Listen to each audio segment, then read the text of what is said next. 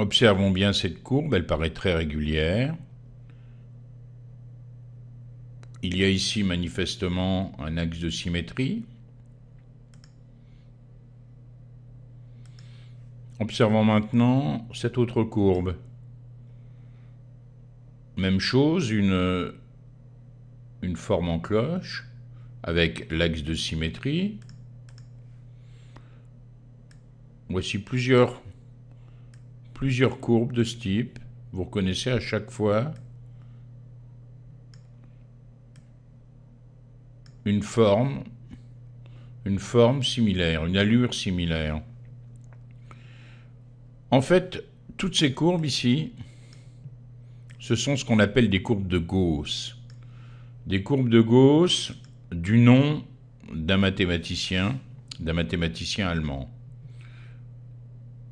Toutes les fonctions dans la représentation graphique correspondant à ce type de courbe s'appellent des fonctions gaussiennes. L'expression de ce type de fonction paraît affreusement compliquée. 1 sur sigma fois racine de 2pi. Qu'est-ce que c'est que ce sigma? C'est un nombre. Un nombre réel, mais strictement positif. Exponentielle de moins 1,5 de x moins mu, voilà un autre réel qui lui peut être négatif, sur sigma, le tout au carré. Donc qu'est-ce que je faisais pour faire varier les fonctions? Je modifiais tout simplement les valeurs de sigma et de mu. Regardez ici, vous avez l'expression de la fonction avec les nombres. Je fais varier sigma. Je fais varier mu. J'ai toujours des courbes qui sont en forme de cloche. Ce sont toutes des courbes de Gauss.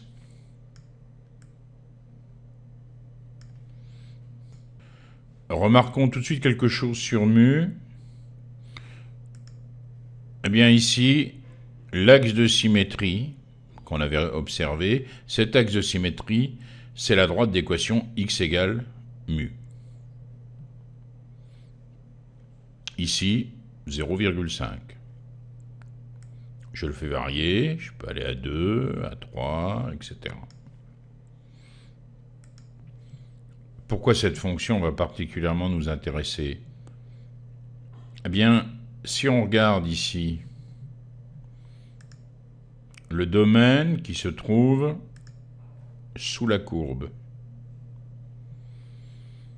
eh bien, on s'aperçoit que l'aire de ce domaine est égale à 1.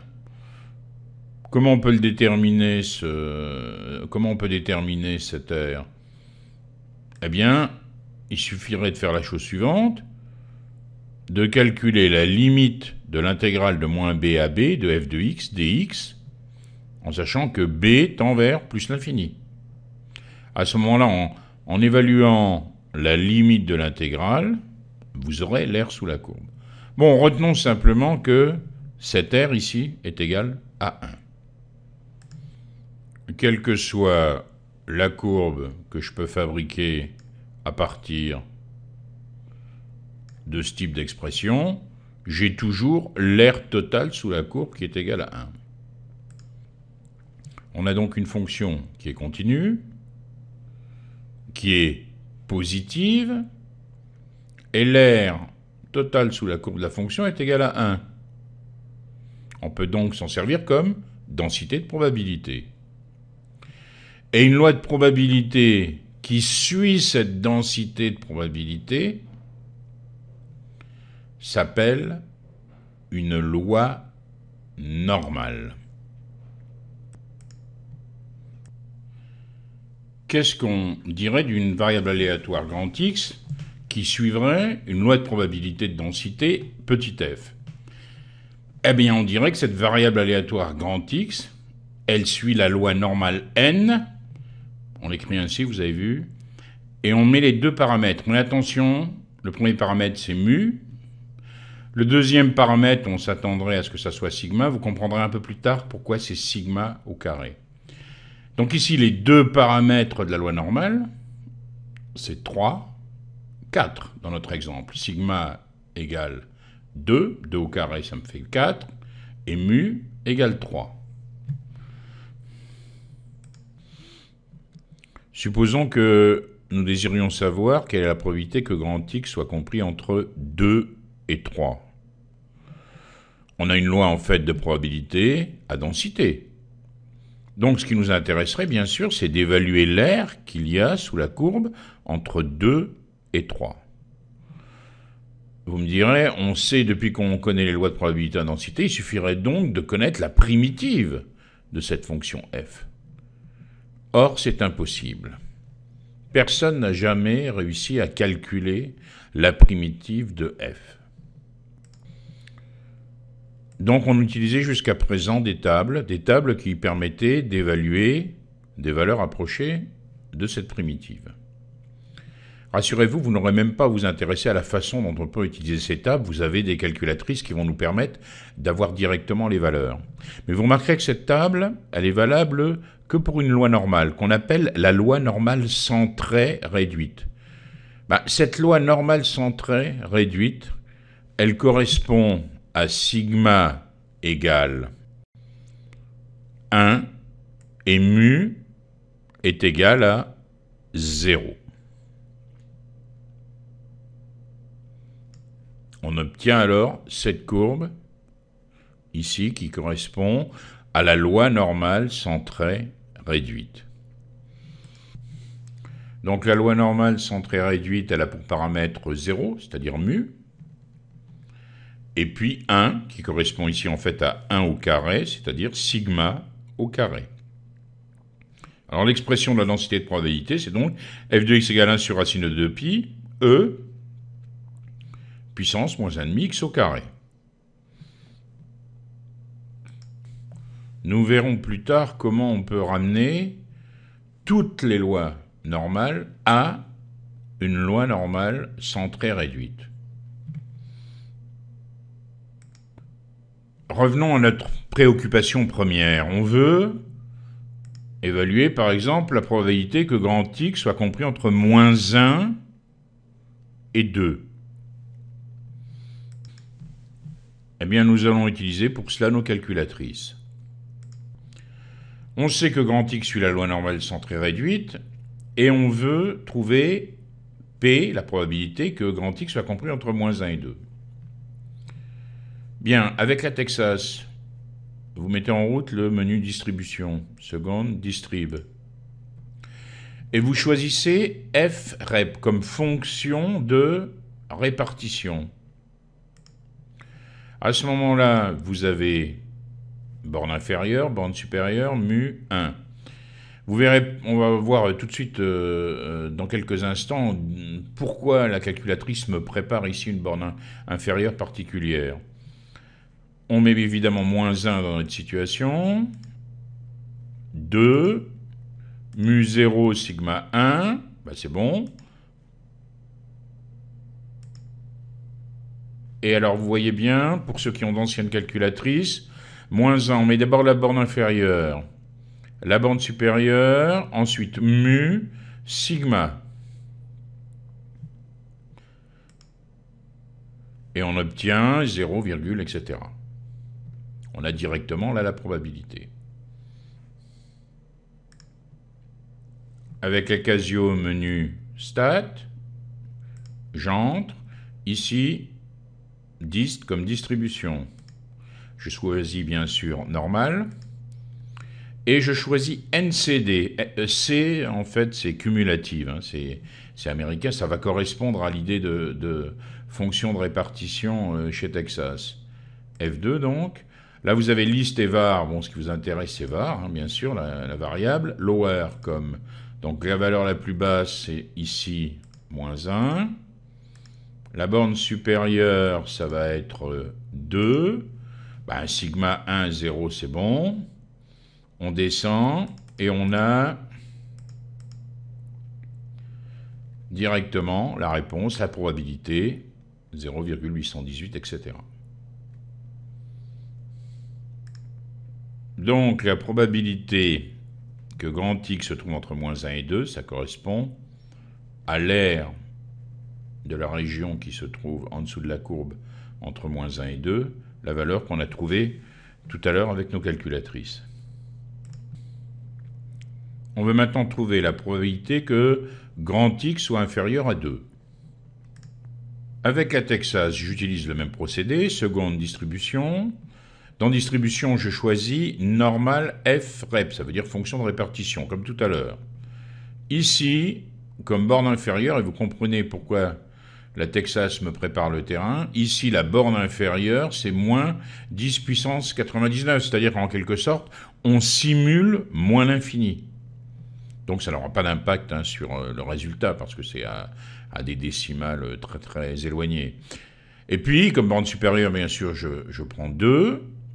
À ce moment-là, je termine.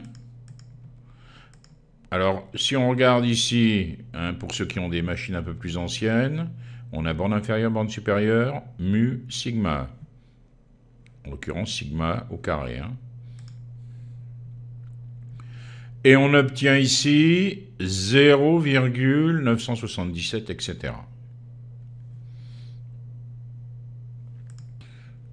Avec la Casio, menu Stat, j'entre, je choisis Distrib, normal, NCD à nouveau, et ici, attention donc, comme tout à l'heure avec la Texas, je vais simuler en quelque sorte moins l'infini en prenant moins 1 fois 10 puissance 99.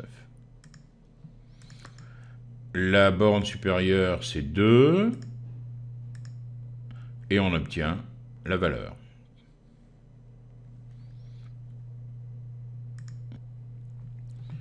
Confirmation de la valeur que me donnait GeoGebra. Et si maintenant je veux estimer la probabilité que grand X soit par exemple ici supérieur à 1, ce qu'on fait, en général les calculatrices vont nous faire travailler avec les fonctions de répartition. La fonction de répartition, elle vous indique d'habitude la probabilité que X soit inférieur à quelque chose.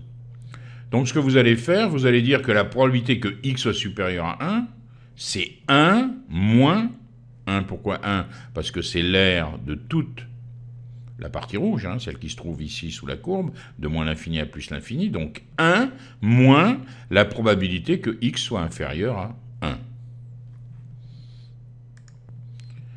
Deux remarques.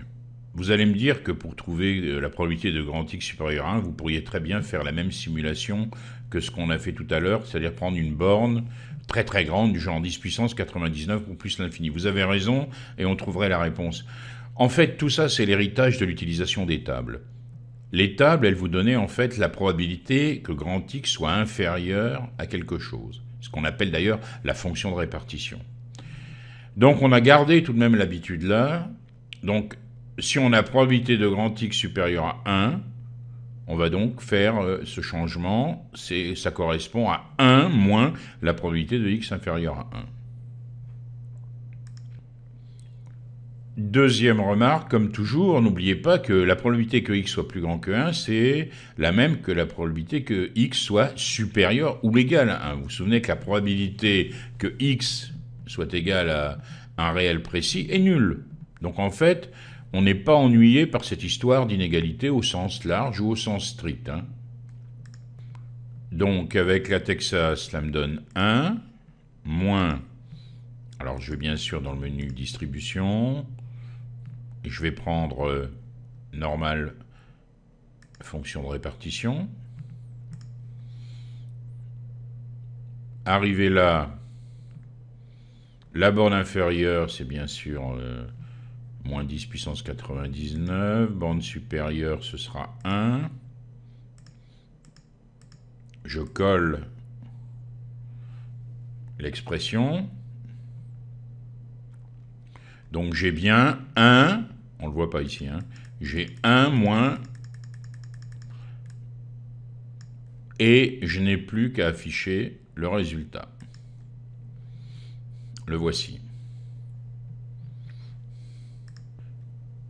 Avec la Casio, je reste sur le menu Run Math ici, j'entre, 1, moins, alors Alors vous avez vu qu'il y a ici catalogue, Shift 4, et là, vous trouvez normal CD ou normal PD ici. Alors attention, bon, pour circuler facilement dans ce catalogue, hein, vous pouvez aller plus rapidement, et vous avez donc ce normal CD qui correspond au NCD tout à l'heure. Alors attention, l'ordre des paramètres ici. Donc la borne inférieure, ben, je vais choisir ici moins 1 fois 10 puissance 99.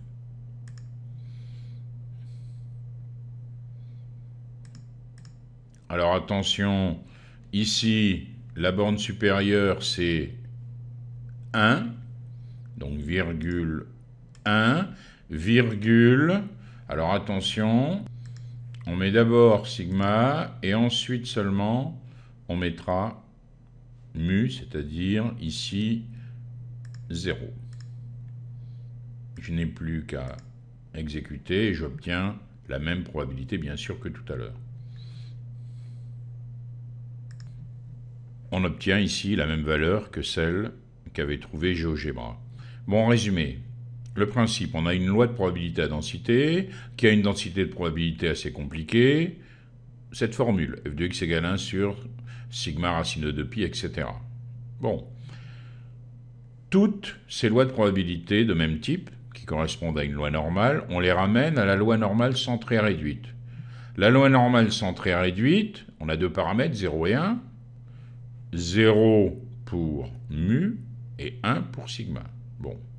Attention, quand on donne les paramètres d'une loi normale, vous vous souvenez, sigma, en fait, c'est sigma au carré. Alors, nous verrons plus tard comment on ramène toutes les lois normales à cette loi normale centrée réduite. Mais pour le moment, ce qu'il faut donc savoir faire, c'est trouver la probabilité que grand X soit compris entre telle et telle valeur ou inférieur à telle valeur en utilisant la calculatrice. C'est ce qu'on vient de faire.